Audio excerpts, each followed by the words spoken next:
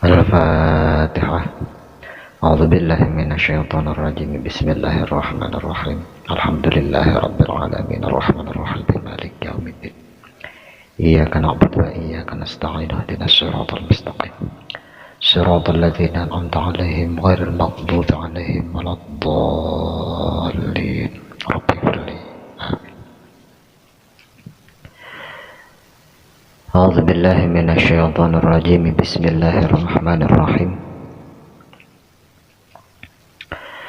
Qala ta'ala fala uqsimu bima tubsirun wa ma la tubsirun innahu laqawlu rasulin karim wa ma huwa biqawli syair qalilan ma tu'minun wala biqawli kahin qalilan ma tadhakkarun tanzilun min rabbil alamin walau taqawwala alaina ba'dal aqawil la akhadna minhu bil yamin thumma laqata'na minhu al-watin fama minkum min ahadin anhu hajizin.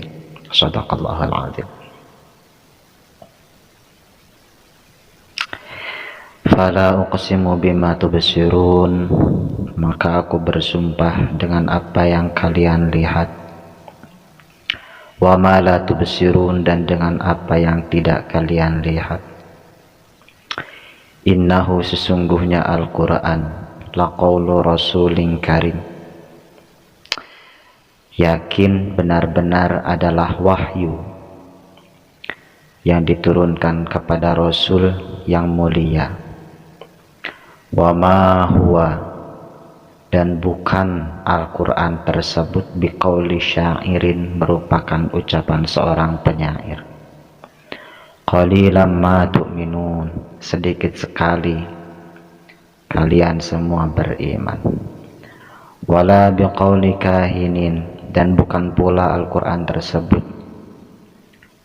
sebagai ucapan seorang dukun.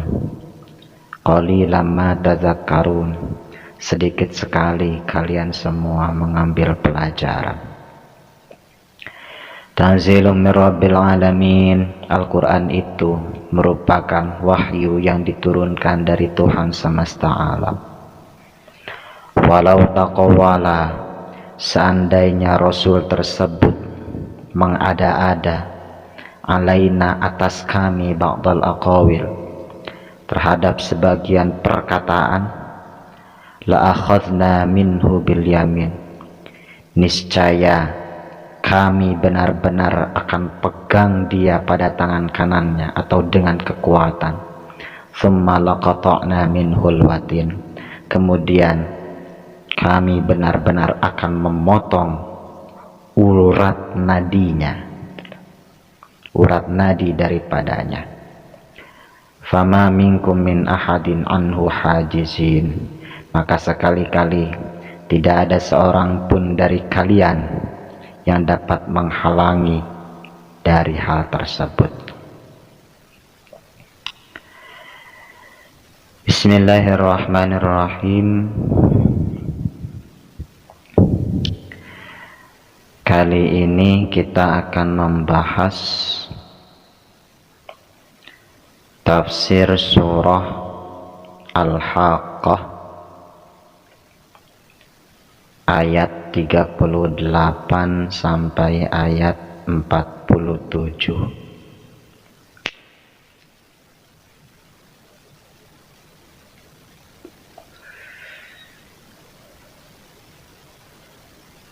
Namun sebelum jauh kita menafsirkan atau membahas ayat ini tentang apa, ada satu hal yang harus atau perlu kita ketahui dalam cara menafsirkan Al-Quran. Sebagian ahli tafsir mengatakan bahwa cara paling dasar dalam menafsirkan Al-Quran itu adalah temukan terlebih dahulu makna yang paling ekstrim dari ayat tersebut.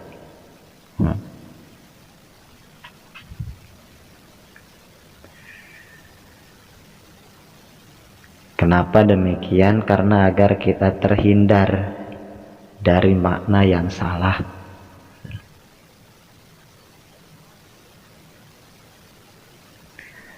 Seperti contoh dalam kasus ayat ini. Kalau kita membaca ayat ini secara sekilas, kita akan menemukan satu makna yang sangat ekstrim dan menyalahi kaidah atau menyalahi maksud yang sebenarnya.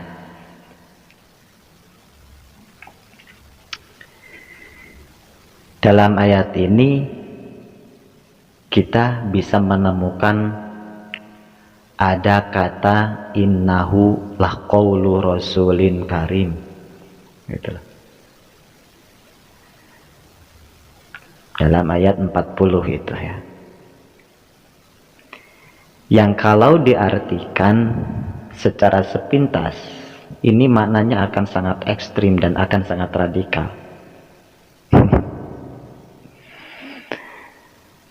Sebab kalau kita artikan dengan sepintas, itu akan menjadi begini maknanya. Innahu laqaulu rasulin karim. Sesungguhnya Al-Quran itu adalah ucapan Rasul yang mulia. Itu maknanya ekstrim kan? Ekstrim tidak? Ekstrim. Radikal tidak? Radikal. Tapi apakah kita sepakat dengan makna itu? Inilah. Paham kan?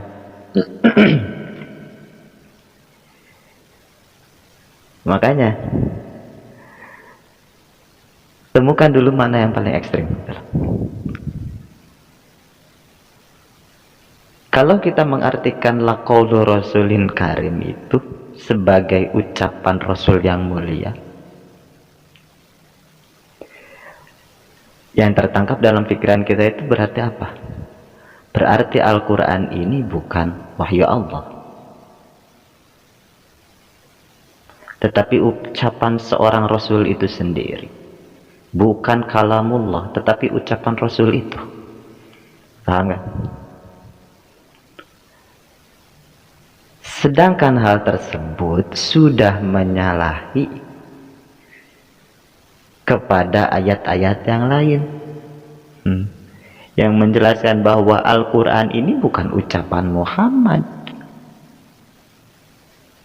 tetapi wahyu dari Allah, kalamullah yang diwahyukan kepada Muhammad. Makanya tadi ketika menerjemahkan, tidak dikatakan sebagai laqaulu rasulin karim, itu tidak diartikan dengan istilah sesungguhnya Al-Quran adalah yakin merupakan ucapan Rasul yang mulia. Tetapi tadi diterjemahkan bagaimana? Sesungguhnya Al-Quran adalah yakin merupakan wahyu yang diturunkan kepada Rasul yang mulia. Kenapa diartikan wahyu? Sebab kalau diartikan dengan ucapan Rasul yang mulia, maka hal ini akan menyalahi ayat-ayat yang lain yang menjelaskan bahwa Al-Quran ini bukan ucapan Muhammad. Paham tidak? Sebetulnya di ayat berikutnya sebetulnya juga sudah dijelaskan tentang alasan kenapa tadi diterjemahkan sebagai wahyu. Nanti pembahasannya lebih jauh. Nah, paham kan? Jadi temukan terlebih dahulu makna yang sangat ekstrim atau makna yang radikal dari satu ayat. Seperti contoh, makanya tafsir Jalalain itu penting. Nah, tafsir Jalalain itu tafsir yang secara lafaz tetapi sangat penting. Kenapa? Karena meskipun tafsir secara lafaz, tapi tafsir Jalalain itu adalah tafsir yang menjaga makna-makna Al-Quran itu dari makna-makna yang radikal seperti itu, gitu loh. Contoh kasus seperti dalam surah Al-Fatihah misalkan, Iyyaka na'budu wa iyyaka nasta'in, itu kaul siapa? Itu kalam siapa? Kalam Allah apa kalam Muhammad? Apa kalam manusia? Kalam Allah kan? Tapi kenapa kalam Allah bahasanya iyyaka na'budu wa iyyaka nasta'in? Ini kan kalamullah kan? Kalamullah. Tapi kenapa kalamullah tapi kok iyyaka na'budu wa iyyaka nasta'in? Bahasanya, kalimatnya. Hanya padamu kami menyembah dan hanya padamu kami meminta tolong. Kalamullah kan? Kalamullah. Tetapi mengapa Allah mengatakan hanya padamu kami menyembah dan hanya padamu kami meminta pertolongan? Nah, makanya di dalam tafsir Jalalain itu jelas memakai takwil kul atau kulu iyyaka na'budu wa iyyaka nasta'in, gitu loh. Ucapkanlah atau katakanlah iyyaka na'budu wa iyyaka nasta'in. Itu takdirnya, ada maknanya, gitu loh. Jadi berarti ini adalah kalamullah yang diperuntukkan agar diucapkan oleh manusia. Begitu. Paham kan sampai sana? Oke, kita kembali kepada pembahasan surah Al-Haqqah ini. Ayat 38 sampai 47 ini. Surah Al-Haqqah ayat 38 sampai 47 ini secara mafhum menjelaskan tentang keagungan Al-Quran, kemudian menjelaskan tentang bantahan Allah terhadap anggapan bahwa Al-Quran ini adalah ucapan Muhammad.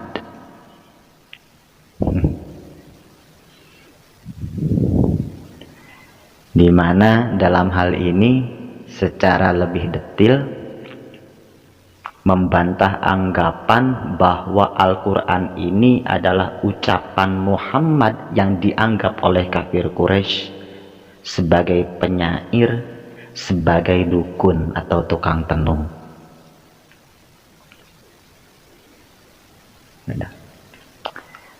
Makanya di sini kata Allah, fala uqsimu bima tubsirun, maka aku bersumpah dengan apa yang kalian lihat. Sebagian ahli tafsir mengatakan bahwa dalam kata fala uqsimu di sana la-nya tersebut la zaidah, jadi tidak memiliki arti. Jadi maknanya fa uqsimu, maka aku bersumpah.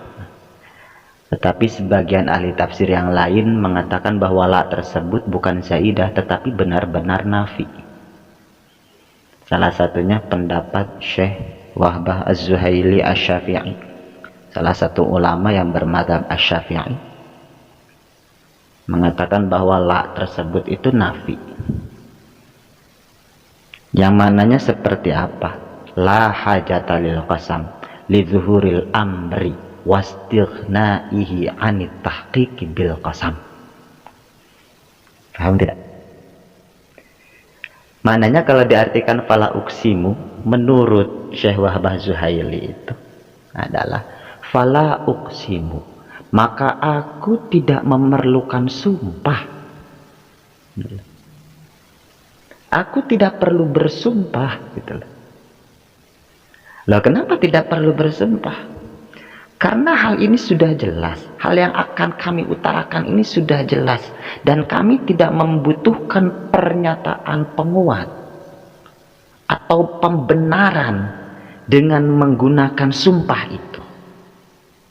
Paham kan? Biasanya kan kalau orang ingin memperkuat ucapan itu kan dengan sumpah, ya kan? Agar dianggap benar, wallahi demi Allah, maka dibantu dengan kalimat sumpah, gitu kan? Lah kata Wahbah Zuhaili dalam hal ini, fala uksimu, Allah tidak membutuhkan sumpah. Kenapa? Karena sudah jelas apa yang dikatakan Allah itu sudah nyata benar. Paham kan? Makanya fala uksimu, makanya tadi saya menerjemahkan fala uksimu itu adalah maka aku tidak perlu bersumpah. Nah itu karena itu alasannya, itu pendapat Syekh Wahbah Zuhaili. Baca dalam tafsir Al-Munirnya. Masukkan, masuk. Paham kan? Maka aku tidak perlu bersumpah dengan apa yang kalian lihat dan dengan apa yang tidak kalian lihat. Kenapa? Karena hal ini sudah sangat jelas kebenarannya. Dan aku tidak memerlukan penguat dengan mengatakan sumpah. Karena ini sudah jelas-jelas benar. Apa isinya? Innahu laqaulu rasulin karim. Sesungguhnya Al-Quran itu adalah wahyu yang diturunkan kepada Rasul yang mulia. Bagaimana artinya? Wahyu yang diturunkan kepada Rasul yang mulia. Wa ma huwa biqauli syairin. Ia bukanlah sebuah ucapan dari seorang penyair. Dan ia juga wala biqauli kahinin, bukan pula ucapan dari seorang dukun. Tetapi Al-Quran itu tanzilun mir rabbil alamin. Nah ini penjelasannya. Kenapa tadi diartikan qaulu rasulin itu sebagai wahyu yang diturunkan kepada Rasul yang mulia? Karena dalam ayat ke-40 dijelaskan tanzilun mir rabbil alamin. Jelas kan? Bahwa Al-Quran ini diturunkan dari Tuhan semesta alam. Berarti kalau diturunkan dari Tuhan semesta alam, pertanyaannya adalah kalamullah apa kalam Rasul? Tentu merupakan kalamullah, sebab tanzilun mir rabbil alamin. Itu alasan pertama dikatakan sebagai qaul, itu sebagai wahyu. Kedua, alasan kedua kenapa qaul diartikan sebagai wahyu, karena dalam ayat ke-41 dijelaskan walau taqawwala alaina ba'dal aqawil la akhadna minhu bil yamin. Jelas kan? Karena kalau seandainya Rasul tersebut atau Muhammad itu mengada-ada dengan ucapan-ucapan yang dia ada-adakan dan mengatakan atas nama kami, maka sudah barang tentu la akhadna minhu bil yamin. Kami akan menurunkan siksa kepadanya. Siksa yang sangat kuat. Itulah. Itu makanya tadi diartikan sebagai laqaulu rasulil karim, itu sebagai wahyu yang diturunkan kepada Rasul yang mulia. Bukan ucapan Rasul yang mulia, tetapi wahyu yang diturunkan kepada Rasul yang mulia.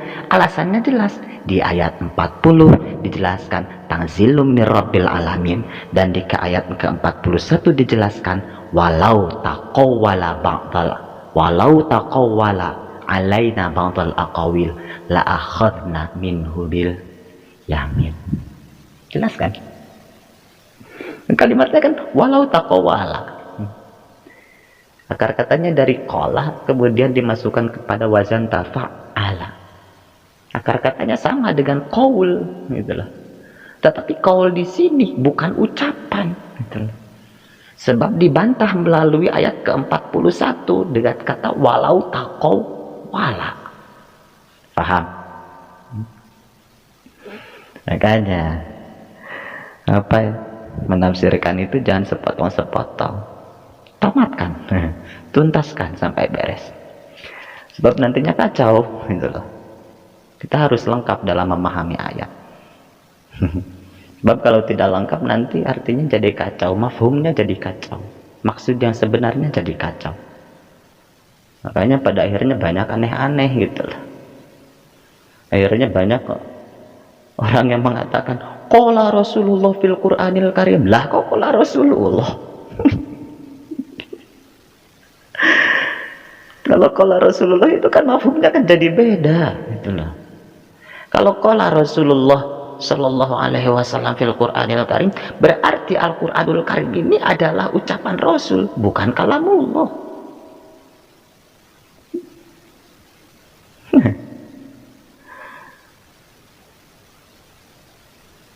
Itu gara-gara tidak membaca lengkap ayat, pada akhirnya membenarkan ucapan qala Rasulullah fil Qur'anil Karim. Gimana itu? Gitu. Baca dong sampai tamat. Tanzilum mirabbil alamin walau taqawwala, itu sudah batal qala Rasulullah fil Qur'anil Karim itu. Paham gak? Jelas?